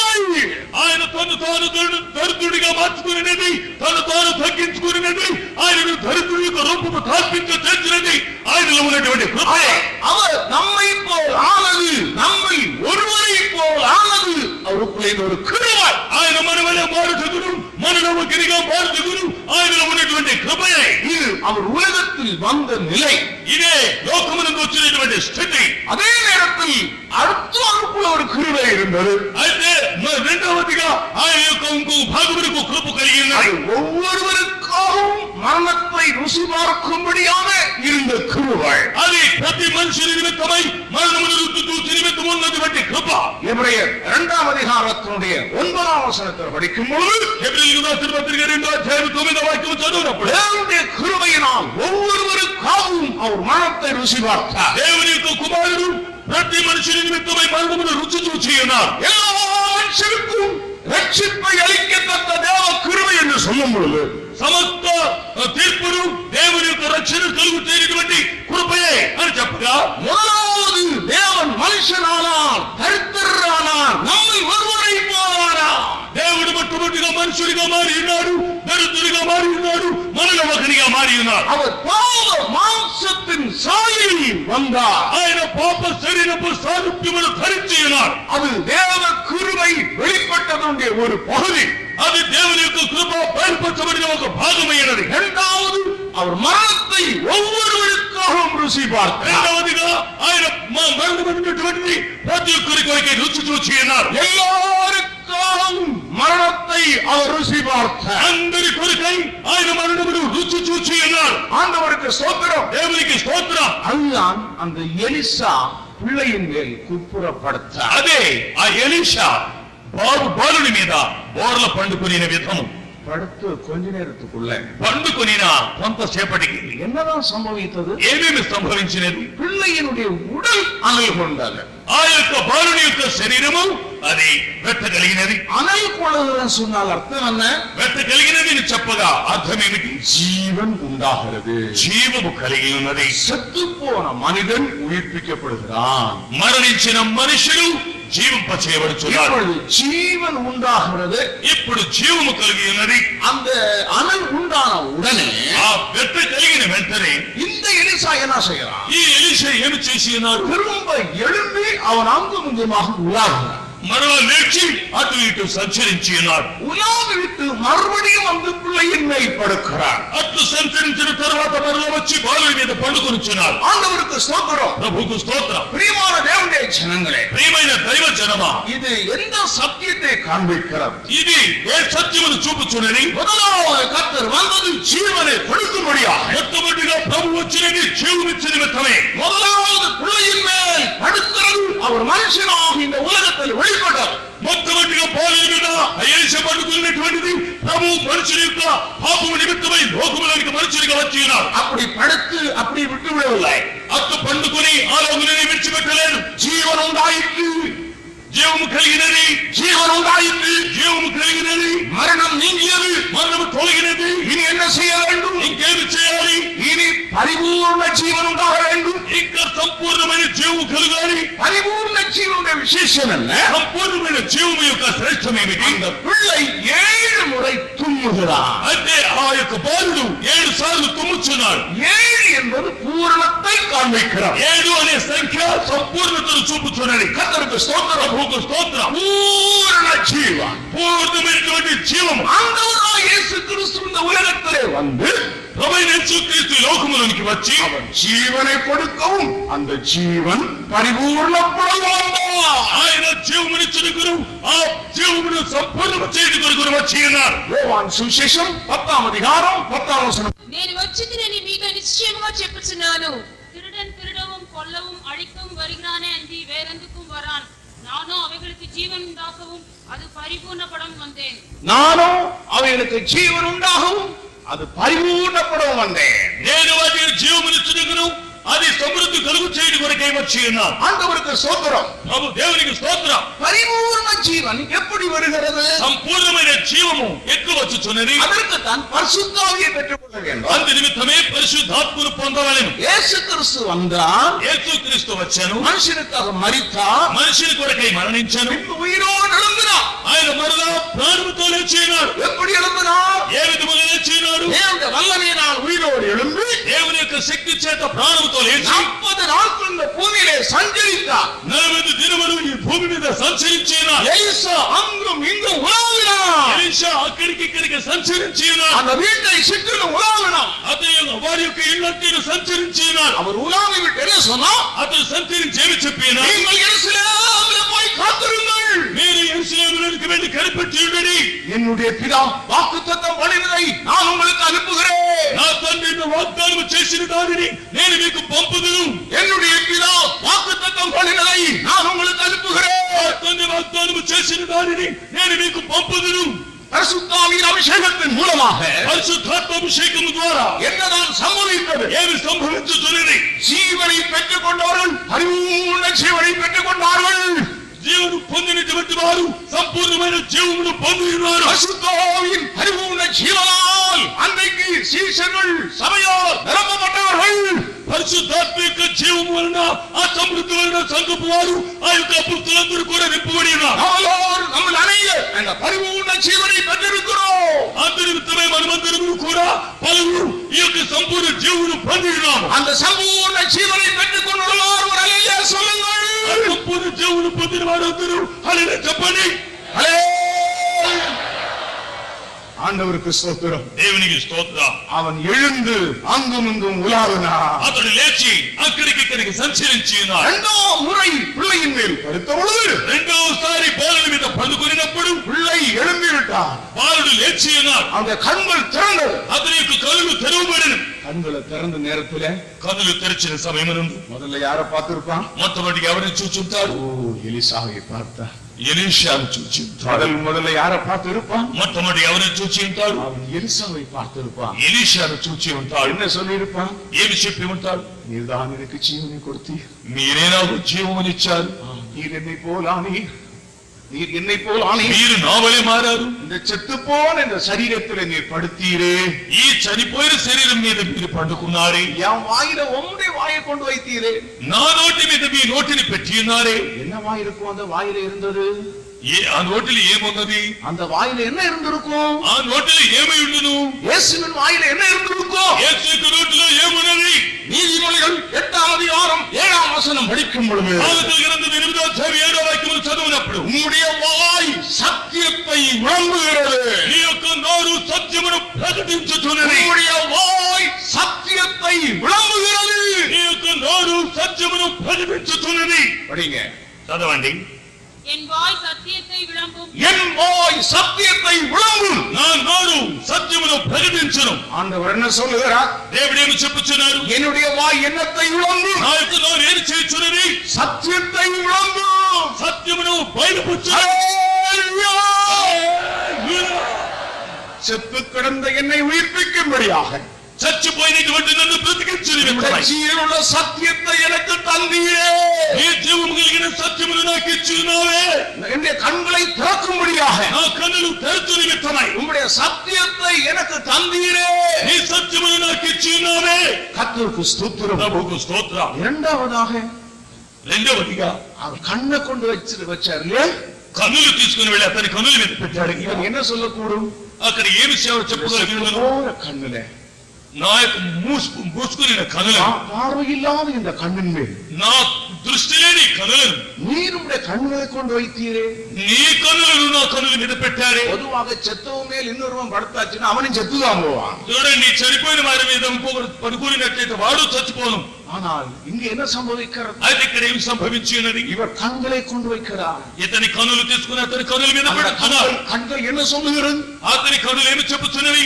எரேமியாவின் புஸ்தகம் 5ஆம் அதிகாரம் 3ஆம் வசனத்தை படிக்கும் பொழுது ఇర్మియా గ్రంథం 5వ అధ్యాయం 3వ వాక్యం చదివినప్పుడు உம்முடைய கண்கள் சத்தியத்தை அல்லவோ நோக்குகிறார் నీ యొక్క కనులు సత్యమును కదా దృష్టించుచున్నవి பிரியமானவர்களே நாம் என்ன விளங்கிக் கொள்கிறோம் ప్రియులారా దీనిలో నుండి మనం ఏమి గ్రహించుకొనుచున్నాము தேவன் ஒரு மனுஷனை எப்பொழுது நோக்கி பார்க்கிறார் దేవుడు ఒక మనిషిని ఎప్పుడు తేల్చి చూచుతున్నాడు அவன் கேட்கிற சத்தியத்தை உணரும் பொழுது అతను వినుతున్నటువంటి సత్యమును గ్రహించినప్పుడే கேட்கிற சத்தியத்தை உணரும் பொழுது మనం వినుతున్నటువంటి సత్యమును గ్రహించుకున్నప్పుడే தேவனை தேடுகிற உணர்வு உள்ள மனிதன் உண்டோ என்று பார்க்கும்படிக்கு அவருடைய கண்கள் பூமி அங்கு உராவி கொண்டு வருகிறது దేవుని వెతుకున్నటువంటి వాడు దేవునికి భయపడినటువంటి మనుషుడు ఈ భూమి మీద ఉన్నాడని దేవుని యొక్క దృష్టి ఉన్నతిని సంచరించుతున్నాడు மனுஷனே நம்முடைய கண்ணை அவர் உண்மையில் வைக்க வேண்டுமானா మనుషుడా ఆయన యొక్క దృష్టిని మీద ఉంచవాలంటే அவர் உனக்கு ஒரு சத்தியத்தை தந்த பின்பு ఆయన నీకు సత్యం ఇచ్చిన తరువాత அந்த சத்தியத்தின்படி உணர்வுடைகிறாயா என்று பார்க்கிறார் ఆ సత్యానుసారంగా నీవు గ్రహించుతున్నావా అని చూడవలను அந்த சத்தியத்தின்படி உன்னை ஜீவியத்தை நீ ஆயத்தப்படுத்துகிறாயா என்று அவர் பார்க்கிறார் నీవు ఆ సత్యానుసారముగా నీ యొక్క జీవితమును సరిచేసుకుంటున్నావని ఆయన చూచుతున్నారు உன்னுடைய கண்கள் சத்தியத்தை அல்லவோ நோக்குகிறது నీ యొక్క నేత్రములు సత్యమును కదా దృష్టించుచున్నవి அடுத்தபடியாக என்ன తర్వాత పని ఏమిటి உள்ளங்கையை கொண்டு பிள்ளையினுடைய உள்ளங்கையில வைக்கிறார் వారి యొక్క అతని బాలుని కరచేతులు ఇతని అరచేతులు పెడుతున్నారు ஆண்டவருக்கு ஸ்தோத்திரம் దేవునికి స్తోత్రం அந்த உள்ளங்கை என்ன பிரியமானவர்களே ఆ యొక్క అరచేతులు అంటే ఏమిటో తెలియదు ప్రియ எசேயா 49ஆம் அதிகாரம் 16ஆம் வசனம் படிக்கும் பொழுது యెషయా 49వ అధ్యాయం 16వ వాక్యం చదివినప్పుడు அங்கே உள்ளங்கையில் உன்னை வைத்திருக்கிறேன் சொல்லவில்லை உள்ளங்கையில் உன்னை வரைந்திருக்கிறேன் అక్కడ చదువుతున్నప్పుడు నేను అరచేతులు ఎందుకు ఉంచుకొని ఉండను ఉన్నానని చెప్పలేదు కానీ నేను అరచేతులలో చెక్కుకొని ఉన్నాను అని చెప్తున్నాను உள்ளங்கையிலே உன்னை வரைந்திருக்கிறேன் నా అరచేతుల మీద నేను చెక్కుకొని ఉన్నాను படிங்கள் చదవండి చూడుము నా అరచేతుల మీదనే నీకు చెక్కి ఉన్నాను இதோ என் உள்ளங்கைகளில் உன்னை வரைந்திருக்கிறேன் உள்ளங்கைகளில் உன்னை வரைந்திருக்கிறேன் నా అరచేతులో నేను చెక్కుకొని ఉన్నాను அப்படினா அந்த கையிலே நம்முடைய சாயல் நம்முடைய திட்டம் நம்முடைய பிளான் இருக்கிறது చూడండి ఆయన యొక్క అరచేతులు మనం చూసినట్లయితే మన యొక్క స్వరూపము మన యొక్క ఉద్దేశము మన యొక్క చిత్తము అంతా అందులో ఉన్నది இப்பொழுது அவன் என்ன சொல்லக்கூடும் ఇప్పుడు అతను ఏమి చెప్పగలిగినరు ஒரு சத்தியத்தை எனக்கு தந்தி నీ సత్యమును నాకు ఇచ్చినావు என்னை உணர்வுடைய செய்தி నన్ను గ్రహింపగలుగు చేశావు உங்களுடைய திட்டத்தை எனக்கு வெளிப்படுத்தி கொடுத்து నీ యొక్క సంకల్పమును నాకు బయలుపరిచి ఇచ్చినావు நான் உயிரிழந்தேன் నేను మిమ్మల్ని సత్యము ఎరిగి நான் ஜீவனை பெற்றுக் கொண்டேன் జీవమును పొందినాను ஹல்லேலூயா அவர் தம்முடைய ஜீவனை சத்தியத்தை நமக்கு தந்தது மட்டுமல்ல ఆయన తన యొక్క జీవమును సత్యమును ఇచ్చినది మాత్రమే కాదు நம்மளுடைய எத்தனை பேர் சத்தியத்தை கேட்கிறாங்க అయితే ఎంతో మంది సత్యమును వినుచున్నారు எத்தனை பேர் வேதத்தை வாசிக்கிறாங்க ఎంతో మంది గ్రంథములు చదువుతున్నారు அவருக்குள்ள என்ன உணர்வு உண்டாவதில்லையே ఈ వారిలో ఈ గ్రహింపేదే பழைய மேத்யூவாகத்தான் இருக்கிறான் పాత మత్తయి అనేటువంటి వాడు మత్తయిగానే ఉన్నాడు பைபிள் வாசிக்கிறான் గ్రంథం చదువుతున్నాడు மூக்கு பொடியில் நல்லா போடுறான் ముక్కు పొడి బాగా నేర్చుకుంటున్నాడు பைபிள் வாசிக்கிறான் గ్రంథం చదువుతున్నాడు நன்றாக சிகரெட்டும் பிடிக்கிறான் వారు వదలకుండా బాగుగానే చుట్ట తాగుతున్నాడు பிரசங்கம் கேட்கிறான் ప్రసంగం వినుచున్నాడు சினிமா சாலைக்கும் போகிறான் చలనచిత్రశాలకు వెళుచున్నాడు எல்லா பாவத்தையும் செய்கிறான் అన్ని పాపములు చేస్తున్నారు அவனுக்கு உணர்வு இல்லை అతనికి గ్రహింపు లేదు வேத வசனத்தினால் உணர்த்தப்படவில்லை దేవుని యొక్క వాక్యం అతను గ్రహింపబడలేదు தேவனுடைய கிருபையினால் దేవుని యొక్క కృప వలన அந்த சத்தியம் நம்முடைய இருதயத்தை உணர்த்துகிறார் దేవుని యొక్క సత్యము మన హృదయమును గ్రహింపు కలిగి நம்முடைய చేస్తున్నది இருதயத்தை உணர்த்துகிறார் మన యొక్క హృదయం గ్రహింపగలిగితే సత్యத்தை நாம் புரிந்து கொண்டோம், సత్యమును మనము గ్రహించుకోగలం, தேவனுடைய திட்டத்தை நாம் விளங்கிக் கொண்டோம். దేవుని యొక్క సంకల్పమును ఎరుగగలం. அவனை எழுப்பி விட்டாச்சு, లేపేశాడు, பரிபூர்ண ஜீவன் வந்தாச்சு, సంపూర్ణమైన జీవం వచ్చినది, இப்ப நல்லா நடக்கிறான் பையன். ఇప్పుడు బాగా మాట్లాడుతున్నాడు. ஆனால் ఇని என்ன செய்யணும்? ఇంకేమి చేయాలి? இந்த பையன் இப்படி இருந்தா போதுமா? ఈ బాలుడు ఇట్లాగే ఉంటే చాలునా? இவனை இப்படி வச்சிட கூடாது, ఇట్టు ఉంచకూడదే. இந்த சின்ன பையன் வளரணும், ఈ చిన్న బాలుడు ఎదగాలి. அதுக்கு என்ன செய்யலாம்? అందులోకి ఏమి చేయాలి? அதுக்கு தான் அம்மாட்டே ஹேண்ட் ஓவர் பண்ணிக்கணும். అందు నిమిత్తమే వారి అమ్మ చేతికి అప్పగించుతున్నాడు. ஆண்டவருக்கு ஸ்தோத்திரம். దేవునికి స్తోత్రం. அம்மாவுக்கு தான் தெரியும் சாப்பாடு எப்படி போடணும், అమ్మకి ఆ బాలుడికి ఆహారం ఎలా పెట్టాలని తెలుసు, எப்படி பையனை பராமரிக்கணும், ఎట్టు బాలుని పరామర్శించాలి, எப்படி அவனை ஒரு பூர்ண புருஷனாக கொண்டு வர வேண்டும் ఎట్టు ఆ బాలుని సంపూర్ణ పురుషునిగా ఎదిగింప చేయాలి என்கிற ஒரு அறிவு அந்த தாயாருக்கு தான் இருக்கும். ఇటువంటి జ్ఞానము కలిగిన తల్లిగా ఉండి ఉంటుంది. அந்த உத்தரவாதம் அந்த தாயாருக்கு தான் இருக்கும். ఆ యొక్క బాధ్యత తల్లి వద్దనే ఉంటుంది. ஆண்டவருக்கு ஸ்தோத்திரம். దేవునికి స్తోత్రం. அருமையான தேவனுடைய ஜனங்களே, ప్రియమైన దైవ జనులారా, நீங்கள் ரட்சிக்கப்பட்டு మీరు రక్షింపబడి ஞானஸ்நானம் பெற்று బాప్తిస్మం పొంది பரிசுத்தாவின் அபிஷேகத்தை பெற்று పరిశుద్ధాత్మ అభిషేకమును పొంది அதோடு தேவன் உங்களை விட்டு விடுவதில்லை. అంతటితో ఇక్కడ విడిచిపెట్టలేదు. ஒரு தாயாருடைய கையில் ஒப்படைக்கிறார். ఆయన పరామర్శించు వారి చేతికి అప్పగించుచున్నాడు. அந்த தாயார் யார்? ఆ తల్లి అప్పుడు அதுதான் மேலான எருசலேம். అదే పైన ఉన్నటువంటి యెరూషలేము, அதுதான் மேலான எருசலேம். అదే పైన ఉన్న యెరూషలేము. கலாத்தியர் 4ஆம் அதிகாரம் 26ஆம் வசனம் படிக்கும் பொழுது గలతీయులకు రాసిన పత్రిక 4వ అధ్యాయం 24వ వాక్యం చదివినప్పుడు மேலான எருசலேமே, ఎరుసలేమో స్వాధీనం உள்ளவள், పైన ఉన్నటువంటి యెరూషలేము అది ఒక స్వాతంత్ర్యం, அவளே நம்மெல்லாருக்கும் தாயானவள். ఆమె సర్వ దుర్గకు తల్లి. கர்த்தருக்கு ஸ்தோத்திரம். ప్రభువుకు స్తోత్రం. இந்த சபையிலே ఈ సంఘములో இதிலே ஊழியர் உண்டு, ఇక్కడ సేవకులు ఉన్నారు, அப்போஸ்தலர் இருக்கிறார்கள், అపోస్తలులు ఉన్నారు. உங்களை கிறிஸ்துவின் நிறைவான வளர்ச்சியின் அளவுக்கு தக்க பூரண புருஷராக வளர்க்கும் మీరు క్రీస్తు యొక్క ఎదుగుదలకు సమానమైన సంపూర్ణ పురుషులుగా ఎదుగుట కొరకై వారు మీకు సహాయం చేయదురు. ஆண்டவருக்கு ஸ்தோத்திரம். దేవునికి స్తోత్రం. அருமையான தேவனுடைய ஜனங்களே, ప్రియమైన దేవుని దురులారా, இந்த அனுபவமானது ஒரு மனுஷனை ஒரு கிறிஸ்துவின் நிறைவுக்குள்ளே கொண்டு வர வேண்டும். ఈ యొక్క మరియు అనుభవం అనేటువంటిది ఒక మనిషిని క్రీస్తు యొక్క సంపూర్ణతకు తీసుకుని రావాలి. அதனால்தான் ரட்சிக்கப்பட்டு ஞானஸ்நானம் பெற்று பரிசுத்தாவின் அபிஷேகத்தை பெற்று ஜனங்கள் சரியான ஐக்கியத்திற்குள் கொண்டு வரப்பட வேண்டும். కాబట్టి రక్షింపబడి బాప్తిజం పొంది పరిశుద్ధాత్మ పొందినటువంటి జనులు సరైనటువంటి ఐక్యతలోనికి రావాలి. உங்களுக்குள்ளே பரிபூர்ண ஜீவன் உண்டாயிருக்கலாம், మీలో ఒకవేళ సంపూర్ణమైన జీవం ఉండవచ్చు, நீங்கள் பரிசுத்தாவியை பெற்றிருக்கலாம், మీరు పరిశుద్ధాత్మను పొంది ఉండవచ్చు. ஆனால் நீங்கள் ஒரு சின்ன குழந்தை என்பதை விளங்கிக் கொள்ள అయితే வேண்டும். మీరు ఒక చిన్న బాలుడు అని ఎరిగి ఉండవలను. நீங்கள் வளரும்படியாக మీరు ఎదుగు నిమిత్తమై எபேசியர் 4ஆம் அதிகாரத்தினுடைய 11ஆம் வசனத்திலிருந்து படிக்கும் பொழுது ఎఫెసీయులకు రాసిన పత్రిక 4:11 వాక్యమును మనం చదివినప్పుడు அங்கே வளருவதற்குண்டான உத்தியோகஸ்தர்களை தேவன் வைத்திருக்கிறார். అక్కడ ఎదుగింప చేయ నిమిత్తమై ఉద్యోగస్తులను దేవుడు ఏర్పరచుచున్నారు. கர்த்தருக்கு ஸ்தோத்திரம். ప్రభువుకు స్తోత్రం. முதலாவது தேவன் சபையிலே அப்போஸ்தலரை வைத்திருக்கிறார். మొట్టమొదటిగా దేవుడి సంఘమునందు అపోస్తలులను ఏర్పరిచి ఉన్నాడు. அந்த அப்போஸ்தலருடைய நடத்திப்புக்குள் நீங்கள் கொண்டு வரப்பட வேண்டும். ఆ యొక్క అపోస్తలుల యొక్క స్థలమునకు మీరు తీసుకుని రాబడవలెను. ஒரு தேவனுடைய ஊழியக்காரன் ஒரு குழந்தையை வளர்க்கிறது போல் தெய்வத்துடைய சபையை வளர்க்கிறார். ఒక దేవుని యొక్క దాసుడు ఒక బిడ్డను పెంచిన రీతిగా సంఘమును దేవుని యొక్క సేవకులు పెంచుదు. நீங்கள் புலம்பலின் புஸ்தகம் 5ஆம் அதிகாரத்தில் படிக்கும் பொழுது మీరు విలాప వాక్యములో 5వ అధ్యాయం చదివినప్పుడు அங்கே கைகளில் ஏந்தி வளர்த்தவர்களை சத்துரு கெடுத்து போட்டானே என்று எரேமியா புலம்புகிறார். అంటే అక్కడ ఎదిగింప చేసినటువంటి వారిని శత్రువు చెరిపి ఉన్నాడని చదువుతున్నాం. கைகளில் 2ஆம் அதிகாரம் 2ஆம் அதிகாரத்தின் 22ஆம் వచనం 2వ అధ్యాయం 22వ వాక్యం చదవండి.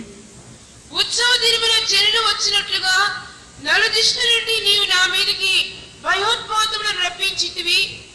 యెహోవా ఉగ్ర దినమున ఎవరినూ తప్పించుకొని లేకపోయేను, శేషమేమీ నిలవకపోయేను. నేను చేతులలో ఆడించి సాకిన వారిని శత్రువులు హరించి వేసి ఉన్నారు.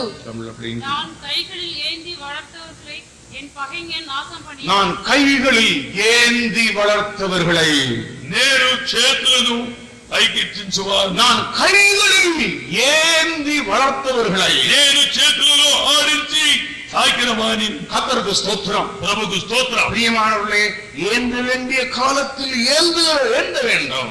తాకవలసినటువంటి కాలములో చేతులలో ఎత్తుకొని వారిని తాకవలెను. தேவன் உங்களை ஒரு சபையில கொண்டு வரும் பொழுது దేవుడు మిమ్మల్ని ఒక సంఘములో తీసుకొచ్చినప్పుడు ஏந்தி உங்களை வளர்த்தக்கூடியதான பரிசுத்தவான்களோட கையில உங்களை ஒப்படைக்கிறார். చేతులలోనికి వారిని మిమ్మల్ని ఎత్తుకొని వారిని పెంచగలిగినటువంటి పరిస్థితుల చేతికి అప్పగించుతున్నారు. ஆண்டவருக்கு ஸ்தோத்திரம். దేవునికి స్తోత్రం. இந்த ராத்திரி நேரத்தில் ఈ రాత్రి వేళలో உங்களை ஒரு சரியான நிலவரத்திலே கர்த்தர் உங்களை நடத்தும்படியாக இந்த நேரத்தில் உங்களை ஒப்பு கொடுப்பீர்களா? సరైనటువంటి స్థితిలో మిమ్మల్ని ఎదిగింపు చేయ నిమిత్తమై ఈ సమయమునందు మిమ్మల్ని దేవుని యొక్క చేతికి సమర్పించుకుందురా. இப்படிப்பட்ட ஒரு நிலவரத்துக்குள்ளே இந்த பிள்ளையை கொண்டு வருவதற்கு ఇటువంటి స్థితిలో దీనిలోనికి మీరు చూసుకుని రాబడి నిమిత్తమై இந்த சூனேமியால் செய்த வேலை என்ன? ఈ సునేమి గారు చేసినటువంటి நீங்கள் 4ஆம் அதிகாரம் 27ஆம் வசனம் முதலாம் 2 ராஜாக்கள் 4ஆம் அதிகாரத்தின் 27ஆம் வசனம் படியுங்கள். 2వ రాజులు 4వ అధ్యాయం 27వ వాక్యం చదవండి. పిమ్మట ఆమె కొండ మీద నుండి దైవజనుని యొద్దకు వచ్చి అతని కాళ్ళు పట్టుకొనిను. గెహాజీ ఆమెను తోలివేటుకు దగ్గరకు రాగా దైవజనుడు ఆమె బహువ్యాకులముగా ఉన్నది, యెహోవా సంగతి నాకు తెలియచేయక మరుగు చేసెను, ఆమె జోలికి పోవద్దని వారికి ఆజ్ఞ ఇచ్చెను. பர்வதத்தில் இருக்கிற தேவனுடைய மனுஷனிடத்தில் வந்து அவன் கால்களை பர்வதத்தில் இருக்கிற தேவனுடைய மனுஷனிடத்தில் வந்து அவன் கால்களை பிடித்துக் கொண்டாள். కొండ మీదనున్న దైవజనుని యొద్దకు వచ్చి అతని కాళ్ళు పట్టుకొనెను.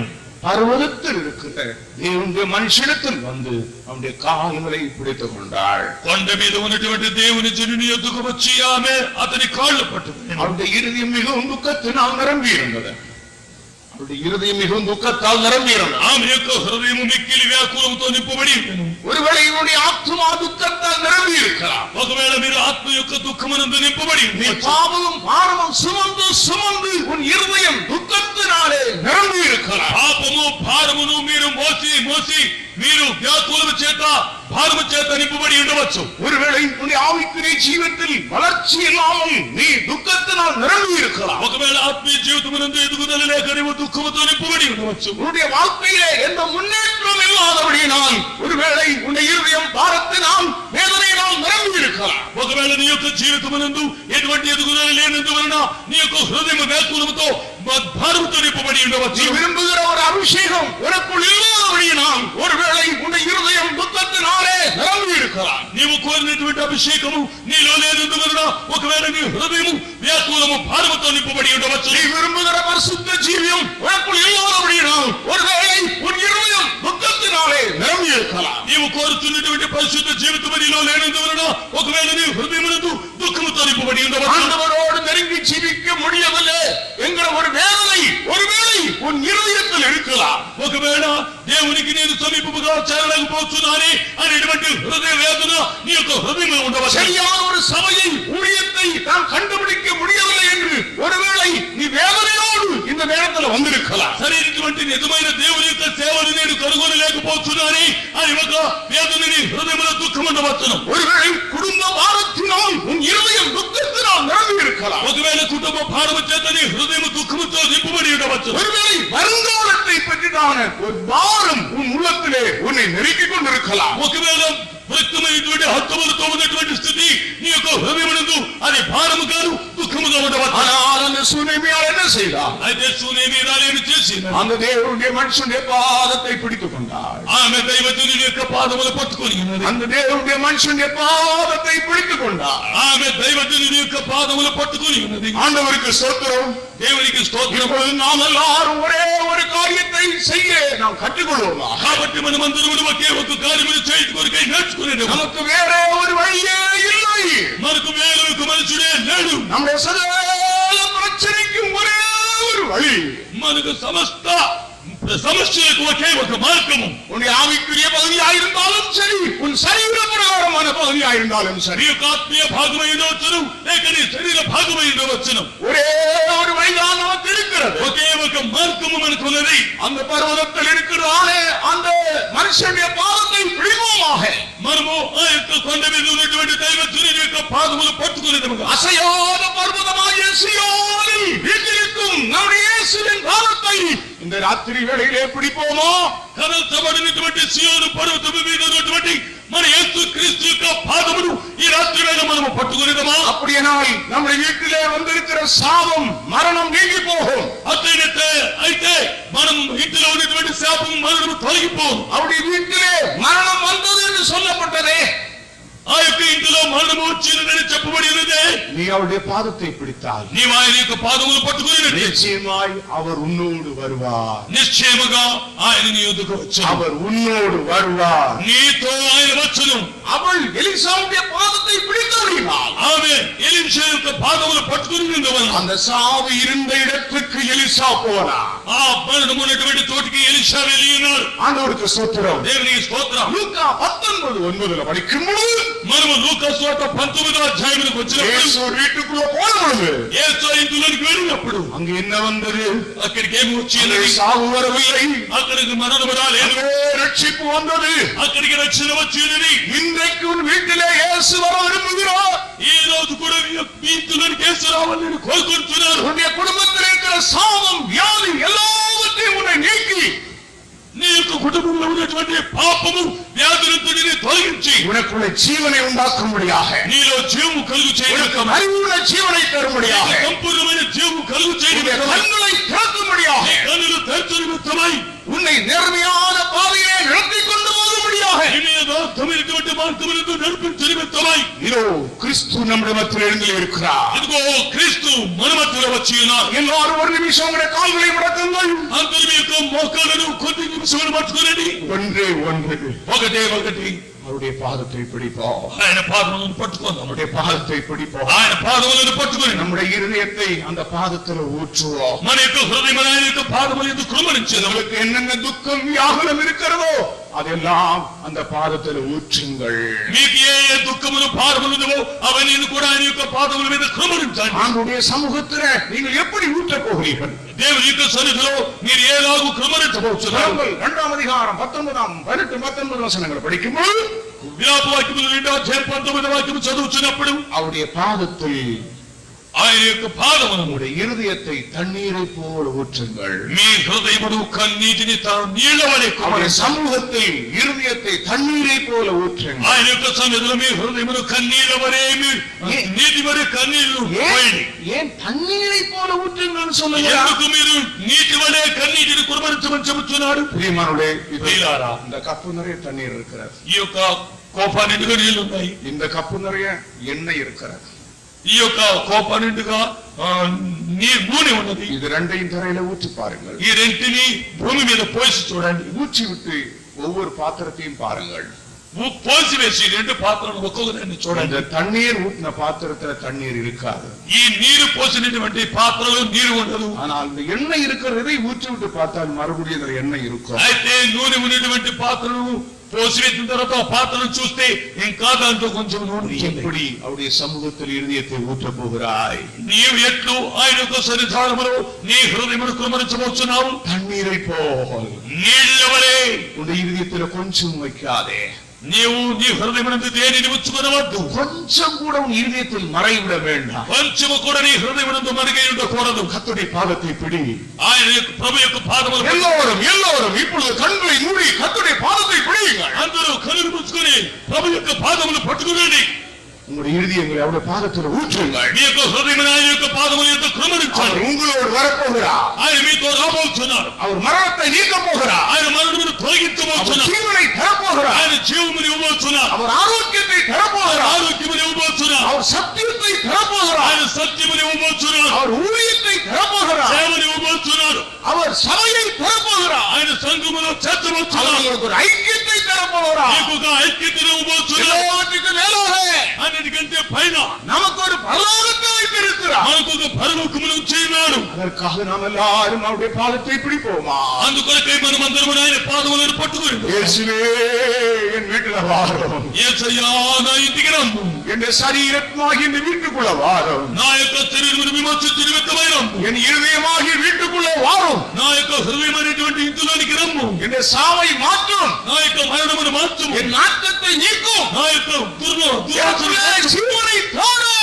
జీవు నింపావు. இதோ ஜீவன் உன்னை நோக்கி வருகிறார். ఇదిగో జీవు నీలోకి వచ్చుచున్నాడు. யாரெல்லாம் கர்த்தருடைய பாதத்தை பிடிக்கிறார்களோ ఎవరెవరు ప్రభు యొక్క యొక్క పాదములు పట్టుకొనిచున్నారో அவரெல்லாரும் இப்பொழுது உயிரிழந்து எழும்ப போகிறார்கள். వారందరూ కూడా జీవులు పొంది లేవబోతున్నారు. அவங்க எழுப்பி நடக்க போகிறார்கள். వారందరూ లేచి నడవబోతున్నారు. மரணத்தின் வல்லமை அழிக்கப்பட போகிறார். మీ యొక్క సమర్థ తెరబడి இதோ ஜீவன் வருகிறது.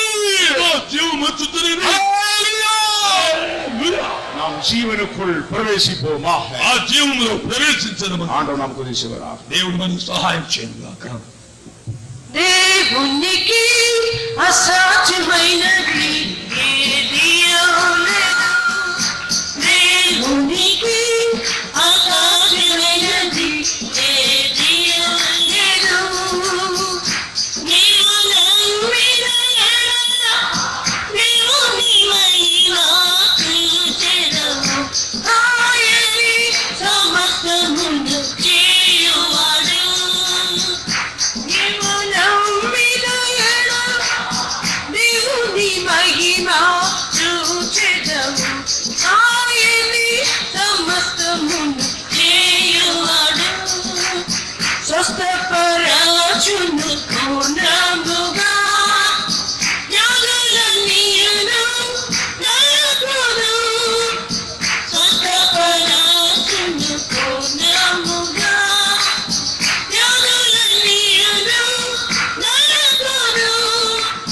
దేవుని నిరీక్షణతో నుండుము.